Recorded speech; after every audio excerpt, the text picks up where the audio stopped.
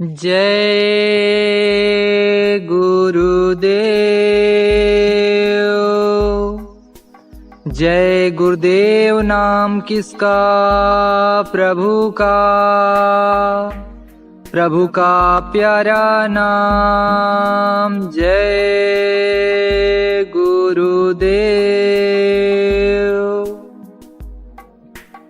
सभी सत्संगी प्रेमी भाई बहनों को कोटिन कोटि प्रणाम एवं सादर जय गुरुदेव। दिनांक 30 सितंबर सन 1971 को बलरामपुर उत्तर प्रदेश में सायंकालीन करीब 20,000 की संख्या में उपस्थित शिक्षित जनसमूह को बाबा जय गुरुदेव जी महाराज ने धर्म कर्म एवं भविष्य की बातें बताते हुए राष्ट्रभक्ति को सच्चे अर्थ में लाने का संदेश दिया। सर्वप्रथम उन्होंने आज देश में व्याप्त चरित्र पतन पर प्रकाश डाला। उन्होंने बताया कि आज जन जन में भौतिकवादी प्रवृत्ति आ गई है। धर्म कर्म और परमात्मा संबंधी विचार समाप्त सा हो गया है। जन जन का चरित्र गिर गया है। सभी लोग मांस, मछली, अंडा, शराब, ताड़ी, गांजा, भांग, अफीम, निंदा, रिश्वत, व्यभिचार, चोरी, तोड़फोड़, आंदोलन, हड़ताल आदि का सेवन करने लगे हैं।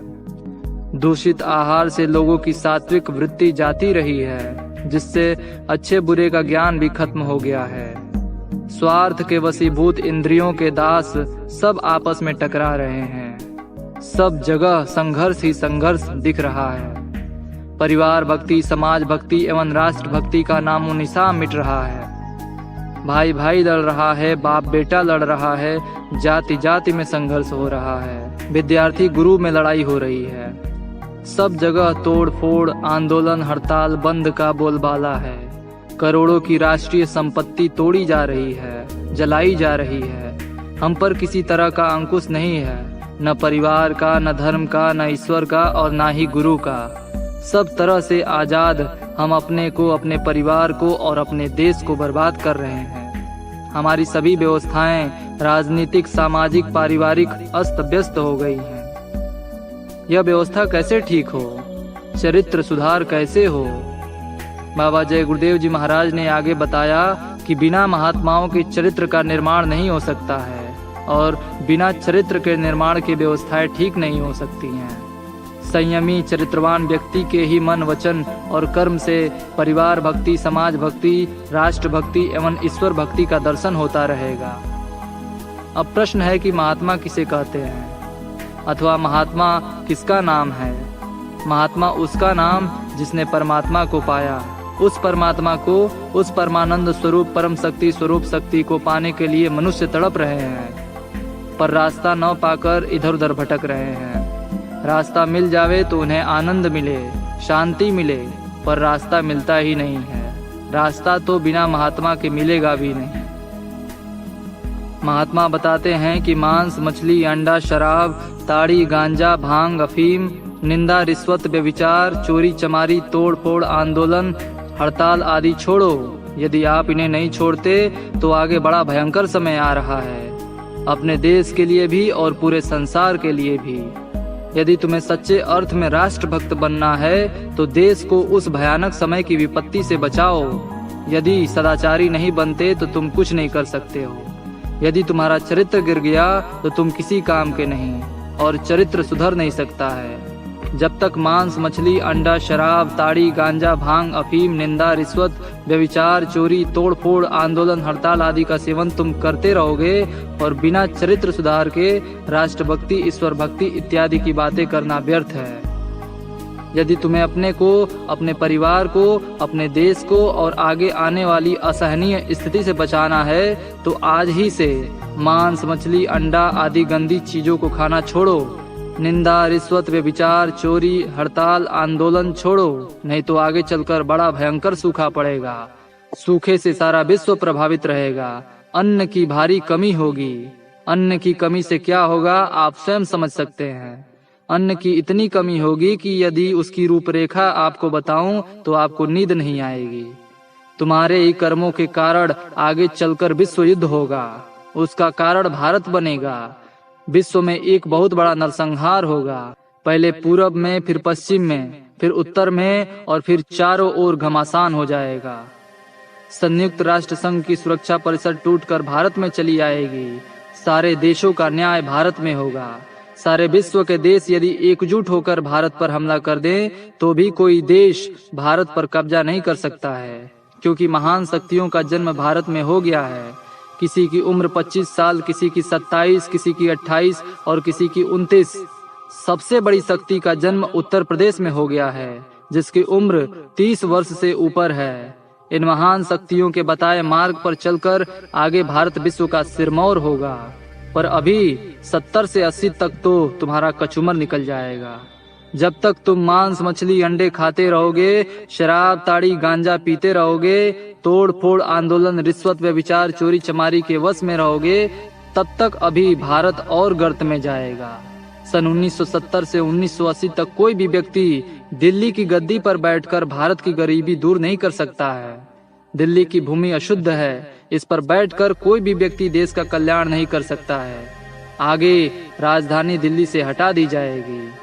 सन 1970 से 80 तक दुनिया का तख्ता बदलेगा। दुनिया में भयंकर परिवर्तन होगा। परिवर्तन को अपने पक्ष में लाने के लिए मैं सबसे नम्र निवेदन करता हूं कि बचपन से ही समाज भक्त, राष्ट्र भक्त, मानव भक्त एवं धर्म भक्त बने। अपने अपने चरित्र को सुधारें। बिना यह सब कुछ संभव नहीं है। और चरित्र नाम मांस खाने का नहीं, अंडा खाने का नहीं, व्यभिचार करने का नहीं, तोड़ फोड़ करने का नहीं है।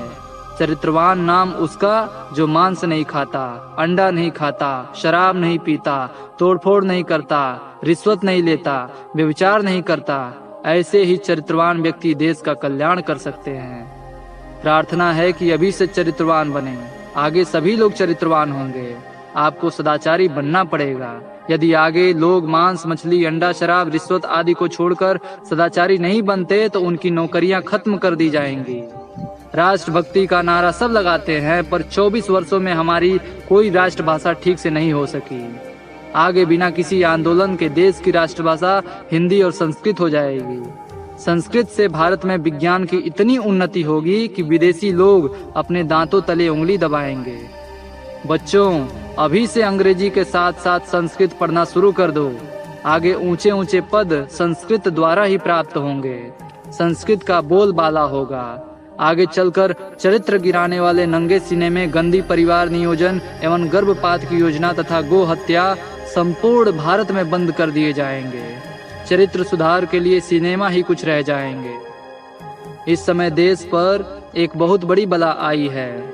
1 करोड़ शरणार्थी हमारे भारत में आ गए हैं। उन पर 2 करोड़ से अधिक ही रोज खर्च करना पड़ रहा है। देश के ऊपर बहुत बड़ी जिम्मेदारी है। हमें डटकर इस जिम्मेदारी को निभाना है। देशभक्ति के साथ हमें उन शरणार्थियों की सेवा भी करनी है और ऐसा कर देना है कि यह बला जैसे आई वैसे ही टल जावे। यदि हम अनैतिक कुकृत्यों को समाप्त कर दें तो यह महामारी टल जाएगी। मुसलमान वतन के लिए वफादार बनो।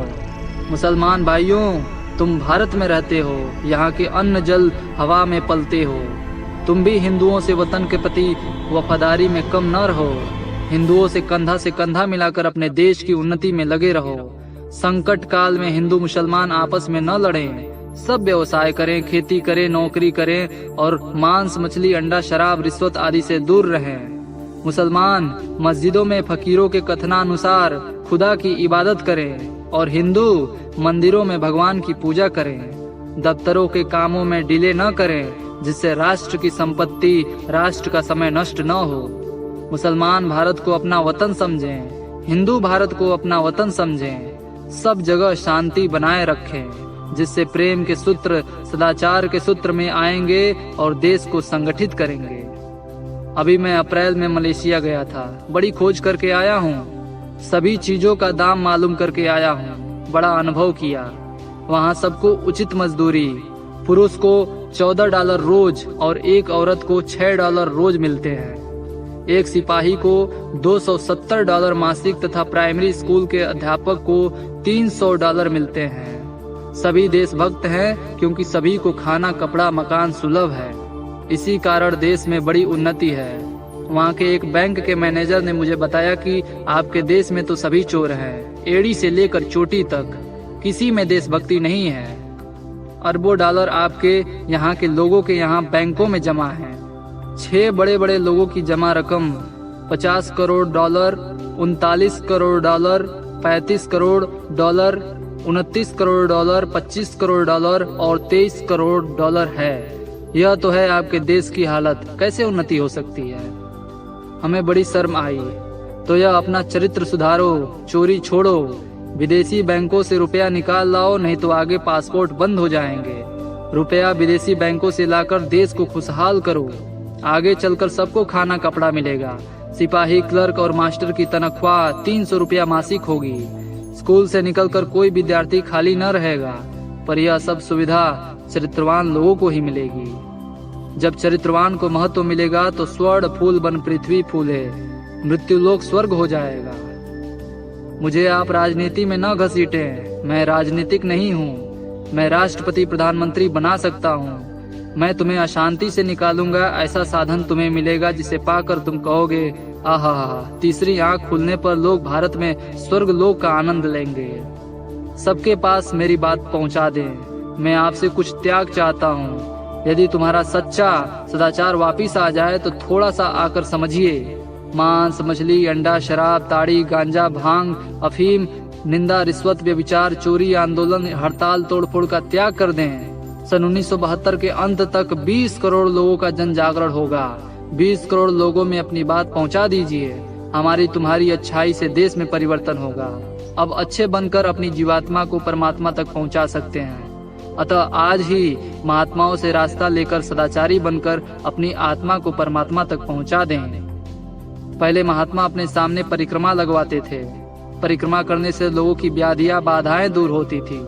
वैसे ही परिक्रमा इस वर्ष 7 नवंबर सन 1971 से सोनपुर अर्थात हरिहर क्षेत्र से आरंभ हो रही है, जो 7 को छपरा जिला, 8 को थाने, 9 को कुशीनगर, 10 को गोरखपुर, 11 को बस्ती, 12 को अयोध्या, 13 को बाराबंकी, 14 को लखनऊ होती हुई 21 नवंबर सन 1971 को दिल्ली के रामलीला मैदान में पहुंचेगी। 4 दिन तक मथुरा आश्रम में वार्षिक भंडारा मनाएंगे। लाखों साइकिल यात्री इस परिक्रमा में भाग लेंगे। साथ में सैकड़ों बसें, मोटर कारें, मोटरसाइकिलें भी रहेंगी। यात्रियों का दर्शन करके और उन्हें अपना दर्शन देकर दर्श स्पर्श से व्याधियों में 2 आने से 16 आने तक लाभ प्राप्त होगा। साथ ही प्रभु प्राप्ति का मार्ग पाकर शिवनेत्र द्वारा भगवान का दर्शन करिए। दिल्ली में प्रजातंत्र के रखवालों से मैंने प्रार्थना की है कि मेरी शाकाहारी सदाचारी बाल संघ पत्रिका अवश्य पढ़ें, अन्यथा बुरा परिणाम होगा। उस पत्रिका से आगे आने वाली भविष्यवाणियों से अवगत हों। जैसे आप चुनाव घोषणा पत्रों में भविष्य की बातें कहते हैं, वैसे महात्मा पहले से ही भविष्य की बातें कहते हैं। तुम्हारी भविष्यवाणियां पूरी हो या न पूरी हो, पर महात्माओं की भविष्यवाणियां अकाट्य होती हैं। प्रजातंत्र के रखवालों से मेरा नम्र निवेदन है कि मांस, मछली, अंडा, शराब, ताड़ी, गांजा, अफीम, निंदा, रिश्वत, चोरी चमारी छोड़ दीजिए। आगे राष्ट्रपति, प्रधानमंत्री, MLA, MP, SP सभी निरामिष मद्यपान रहित सदाचारी होंगे। मेरी बातों को मान लीजिए। आज ही 1 आने 2 आने फायदा लीजिए। 105 डिग्री बुखार वाले व्यक्ति को मेरे सामने लाएं। 10 मिनट बात करके 101 डिग्री बुखार न कर दें तो मेरी बात मत मानना। मेरी बातों को नहीं सुनते हो तो यह भी कांग्रेस आगे खत्म हो जाएगी। मैंने सन 1954 में ही कहा था कि 1972 के पहले ही 2 बैलों की जोड़ी निशान, बाकी कांग्रेस खत्म होगी, जो 1971 में ही खत्म हो गई। सच्ची देशभक्ति इस मैदान में महात्माओं के पास मिलेगी। आगे आपको इस मैदान में आकर सच्ची देशभक्ति सीखना होगा। अतः गंदी चीजों को त्याग दो, चरित्र को बाहर आने दो, जिससे आध्यात्मिकता आए। बिना आध्यात्मिकता के अनुशासन नहीं आ सकता है। राज्य कोई करे पर सदाचारी होना अनिवार्य है। यदि ऐसा नहीं करोगे तो देश का सारा शासन सदाचारी लोगों के हाथ में चला जाएगा। सबसे निवेदन है कि मांस, मछली, अंडा, शराब, ताड़ी, गांजा, अफीम, शराब, निंदा, चोरी चमारी, रिश्वत, आंदोलन, तोड़फोड़ आदि छोड़ दें, अन्यथा दंड भोगने को तैयार रहें। यदि तुम सदाचारी बन जाओ तो तुम्हारे बच्चे जवाहरलाल आदि को पीछे छोड़ देंगे।